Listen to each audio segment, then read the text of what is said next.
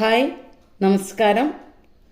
ശ്രീ സായി സച്ചരിതം അധ്യായം 15 നാരദീയ കീർത്തന പദ്ധതി. മിസ്റ്റർ ചൊൽക്കാറിൻ്റെ മധുരമില്ലാത്ത ചായ. 2 ഗൗളികൾ. വായനക്കാർക്ക് രാമനവമി മഹോത്സവം തുടങ്ങിയതും അതിന് കീർത്തനത്തിന് ഹരിദാസിനെ കിട്ടാൻ വിഷമമുണ്ടായതും പിന്നെ ദാസ്ഗനുവിനെ ബാബ ഹരിദാസായി നിശ്ചയിച്ചതും 6-ാം അധ്യായത്തിൽ വിവരിച്ചത് ഓർമ്മയുണ്ടല്ലോ. ദാസ്ഗനു അത് അന്നു മുതൽ ഇന്നുവരെ എങ്ങനെ ചെയ്തുവെന്നു നോക്കാം. നാരദീയ കീർത്തന പദ്ധതി. സാധാരണ ഹരിദാസന്മാർ കീർത്തനത്തിനു പോകുമ്പോൾ വർണ്ണപ്പകിട്ടുള്ള അടിവരെ എത്തുന്ന വസ്ത്രമാണ് ധരിക്കാറ്. അവർ തലപ്പാവ് കെട്ടും, ഉള്ളിൽ ഷർട്ട് ധരിച്ച് ഒരു നീണ്ട കോട്ടും ധരിക്കും. ധോത്തി ചുറ്റി ചുമലിൽ 2-ാം മുണ്ടും ഇടും. ഇതാണ് വേഷം. ഇങ്ങനെ വേഷം ധരിച്ച് ഷിർദിയിൽ ഒരു കീർത്തനത്തിന് പോകുമ്പോൾ ദാസ്ഗനു ബാബയെ നമസ്കരിക്കാൻ ചെന്നു. ബാബ ചോദിച്ചു, വരൻ എങ്ങോട്ടാണ് ഭംഗിയായി ഉടുത്തൊരുങ്ങി പുറപ്പെട്ടിരിക്കുന്നത് എന്ന്. കീർത്തനത്തിനാണ് എന്ന മറുപടി കിട്ടി. ബാബ ചോദിച്ചു, എന്തിനാണ് ഈ വക സജ്ജീകരണങ്ങളൊക്കെ? കോട്ട്, വേഷ്ടി, തലയെക്കെട്ട് അതെല്ലാം എൻ്റെ മുന്നിൽ നിന്ന് എടുത്തു മാറ്റൂ. ദേഹത്തിന് എന്തിനാണിതൊക്കെ എന്ന്. ദാസ്ഗനു ഉടനെ അതെല്ലാം അഴിച്ച് ബാബയുടെ കാൽക്കൽ വെച്ചു. പിന്നീട് ഒരിക്കലും ദാസ്ഗനു കീർത്തനത്തിന് അവ ഉപയോഗിച്ചില്ല. അരയ്ക്ക് മേലെ ഒന്നും ധരിക്കില്ല. കയ്യിൽ ചപ്ലാങ്കട്ടയും കഴുത്തിൽ ഒരു മാലയും, അത്രമാത്രം. സാധാരണ വേഷമല്ലെങ്കിലും സ്വാഭാവിക വേഷം ഇതാണ്. കീർത്തന പദ്ധതി തുടങ്ങിവെച്ച നാരദ മഹർഷി തലയിലോ ദേഹത്തിലോ ഒന്നും ധരിക്കാതെ വീണയുമായി ഭഗവാനെ പ്രകീർത്തിച്ച് ലോകം മുഴുവൻ ചുറ്റി സഞ്ചരിക്കുകയായിരുന്നു. ചോൾക്കാറിൻ്റെ പഞ്ചസാരയിടാത്ത ചായ. ബാബ പൂനെയിലും അഹമ്മദ് നഗറിലും അറിയപ്പെട്ടിരുന്നെങ്കിലും നാനാ സാഹേബ് ചന്ദോർക്കറുടെ പ്രഭാഷണങ്ങളും ദാസ്ഗനുവിൻ്റെ കീർത്തനവും അദ്ദേഹത്തിൻ്റെ പേർ കൊങ്കണം അഥവാ ബോംബെ മുഴുവൻ എത്തിച്ചു. ദാസ്ഗനുവിൻ്റെ മധുര സംഗീതം കൊണ്ട് വളരെ പേർ ബാബയെ പറ്റി കേട്ടു. കീർത്തനം കേൾക്കാൻ വരുന്നവർക്ക് പ്രത്യേക താൽപ്പര്യങ്ങളാണ്. ചിലർക്ക് ഹരിദാസിൻ്റെ പാണ്ഡിത്യത്തിലാണ് താൽപ്പര്യം, ചിലർക്ക് അയാളുടെ അഭിനയത്തിലും, ചിലർക്ക് സംഗീതത്തിലുമായിരിക്കും താൽപ്പര്യം. മറ്റു ചിലർക്ക് തമാശകളിലും, ചിലർക്ക് വേദാന്ത വിശദീകരണത്തിലും, ചിലർക്ക് കഥകളിലും. അതിൽ വളരെ കുറച്ചു പേർക്ക് കീർത്തനം കേട്ട് ദൈവത്തിലും ഋഷിമാരിലും വിശ്വാസം ഉറച്ചു കിട്ടുന്നു. ദാസ്ഗനുവിൻ്റെ പാട്ടുകേട്ടാലത്തെ അനുഭവം വിസ്മയാവഹമാണ്. ഒരു ഉദാഹരണം പറയാം. ഒരിക്കൽ ദാസ്ഗനു താനെയിലെ കൗബിനേശ്വര ക്ഷേത്രത്തിൽ സായിബാബയുടെ അപദാനങ്ങളെ പ്രകീർത്തിച്ചു പാടുകയായിരുന്നു.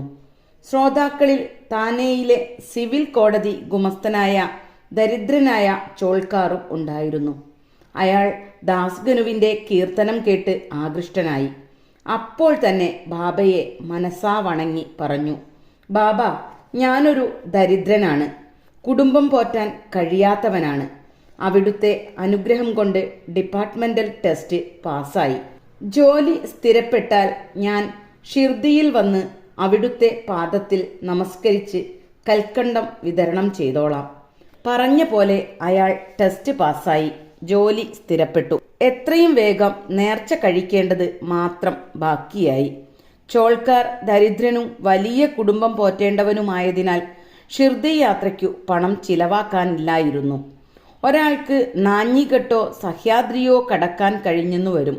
ഒരു ദരിദ്രന് അയാളുടെ വീടിൻ്റെ ഇടനാഴി കടക്കാൻ കഴിയില്ല എന്നാണല്ലോ പഴഞ്ചൊല്ല്. നേർച്ച വേഗം കഴിക്കേണ്ടതുകൊണ്ട് ചൊൽക്കാർ ചിലവ് ചുരുക്കി പണമുണ്ടാക്കാൻ നിശ്ചയിച്ചു. പഞ്ചസാര ഉപേക്ഷിച്ച് അയാൾ ചായ കഴിക്കാൻ തുടങ്ങി. അങ്ങനെ കുറച്ചു പണമുണ്ടാക്കി ഷിർദിയിൽ വന്ന് ബാബയെ നമസ്കരിച്ച് ഒരു നാളികേരം കാണിക്ക വെച്ച് കൽക്കണ്ടം വിതരണം ചെയ്ത് ബാബയോട് താൻ അതീവ സംതൃപ്തനാണെന്ന് ബോധിപ്പിച്ചു. ചോൾക്കാർ മസ്ജിദിൽ ബാബു സാഹേബ് ജോഗിയോടു കൂടിയാണ് വന്നത്. അവർ പോവാൻ എണീറ്റപ്പോൾ ബാബ ജോഗിയോട് പറഞ്ഞു, ഇയാൾക്ക് പഞ്ചസാര നിറച്ചും ചേർത്ത് ധാരാളം ചായ കൊടുക്ക്. ഈ അർത്ഥവത്തായ വാക്കു കേട്ട് ചോൾക്കാർ ഭക്തിപരവശനായി കണ്ണീരൊലിപ്പിച്ച് ബാബയെ വീണ്ടും വീണ്ടും നമസ്കരിച്ചു. ജോഗിന് ഇതൊന്നും മനസ്സിലായില്ല. ബാബയ്ക്ക് ഈ വാക്കുകളെ കൊണ്ട് ചോൾക്കാറിൻ്റെ ഭക്തി ഉറപ്പിക്കലായിരുന്നു ഉദ്ദേശ്യം. ബാബയ്ക്ക് കൽക്കണ്ടം കൊടുക്കാൻ പഞ്ചസാര ഉപയോഗിക്കാത്ത കാര്യം അറിയാമെന്നും അയാളെ മനസ്സിലാക്കി കൊടുത്തു. ബാബ പറഞ്ഞു, നീ ഭക്തിയോടെ എൻ്റെ മുന്നിൽ കൈമലർത്തിയാൽ രാപ്പകൽ ഞാൻ കൂടെയുണ്ടാവും. ഞാനിവിടെ ഇരിക്കുകയാണെങ്കിലും 7 കടലിനുമപ്പുറത്തു വെച്ച് നീ ചെയ്യുന്നതെല്ലാം ഞാൻ അറിയും. നീ ലോകത്ത് എവിടെ പോകണമെങ്കിലും പൊയ്ക്കോളൂ, ഞാൻ കൂടെയുണ്ടായിരിക്കും. നിന്റെ ഹൃദയവാസിയായ എന്നെ ആരാധിച്ചാലും ഞാൻ സമസ്ത ജീവജാലങ്ങളുടെയും ഹൃദയനിവാസിയാണ്. എന്നെ ഇപ്രകാരം അറിയുന്നവർ അനുഗ്രഹീതരും ഭാഗ്യവാന്മാരുമാണ്. എന്തൊരു സുന്ദരവും സുപ്രധാനവുമായ പാഠമാണ് ബാബ ചോൾക്കാരെ പഠിപ്പിച്ചത്. 2 ഗൗളികൾ, 2 ചെറിയ ഗൗളികളുടെ കഥയോടുകൂടി ഈ അദ്ധ്യായം അവസാനിപ്പിക്കാം. ഒരിക്കൽ ബാബ മസ്ജിദിൽ ഇരിക്കുകയായിരുന്നു. ഒരു ഭക്തൻ അടുത്തിരിക്കുന്നുണ്ട്. അപ്പോൾ ഒരു ഗൗളി ടിക് ടിക് എന്ന് കൊക്കി. ജിജ്ഞാസുവായ ഭക്തൻ ഗൗളി ശബ്ദിച്ചതിൽ വല്ല സാരവുമുണ്ടോ എന്ന് ബാബയോട് ചോദിച്ചു. അയാൾക്ക് നല്ലതോ ചീത്തയോ എന്നറിയാനായിരുന്നു.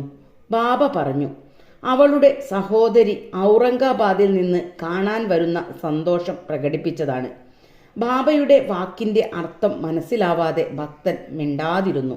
ഉടനെ ഔറംഗാബാദിൽ നിന്ന് ഒരാൾ കുതിരപ്പുറത്ത് സവാരി ചെയ്ത് ബാബയെ കാണാനെത്തി. അയാൾക്ക് ഉടനെ പോവേണ്ടതുണ്ടെങ്കിലും കുതിര വിശന്നിട്ട് നടക്കാൻ കൂട്ടാക്കിയില്ല. അയാൾ സഞ്ചിയെടുത്ത് മുതിര കൊടുത്ത് അഴുക്കു കളയാൻ സഞ്ചി നിലത്തിട്ട് തട്ടി. ഒരു ഗൗളി അതിൽ നിന്ന് പുറത്തു വന്ന് എല്ലാവരും കാണുകെ ചുമരിൽ കയറി. ബാബ ആദ്യത്തെ ഭക്തനോട് അതിനെ നല്ലവണ്ണം നോക്കാൻ പറഞ്ഞു. അത് നേരെ അതിൻ്റെ സഹോദരി ഗൗളിയുടെ അടുക്കലേക്കോടി. വളരെ കാലത്തിനു ശേഷം സഹോദരിമാർ കണ്ടുമുട്ടുകയാണ്. അവർ ചുംബിച്ച് കെട്ടിപ്പിണഞ്ഞ് സന്തോഷത്താൽ ചുറ്റി ചുറ്റി നൃത്തം വച്ചു. ഷിർദി എവിടെ കിടക്കുന്നു? ഔറംഗാബാദ് എവിടെ കിടക്കുന്നു? എങ്ങനെ ഔറംഗാബാദുകാരൻ ഈ ഗൗളിയെയും കൊണ്ട് അവിടെ വന്നു? ബാബ എങ്ങനെ സഹോദരിമാരുടെ കൂടിക്കാഴ്ച മുൻകൂട്ടി അറിഞ്ഞു? ആ അതിശയങ്ങൾ ബാബയുടെ അന്തര്യാമിത്വം തെളിയിക്കുകയാണ്. അടിക്കുറിപ്പ്: ഏതൊരാൾ ഈ അധ്യായം ബഹുമാനപുരസ്സരം നിത്യവും പാരായണം ചെയ്യുന്നുവോ ആ ആളുടെ സകല കഷ്ടപ്പാടുകളും സദ്ഗുരു സായിബാബയുടെ അനുഗ്രഹത്താൽ തീർന്നു പോവും. അതുകൊണ്ട് ശ്രീ സായിയെ നമിക്കുവിൻ. ലോകശാന്തി ഭവിക്കട്ടെ.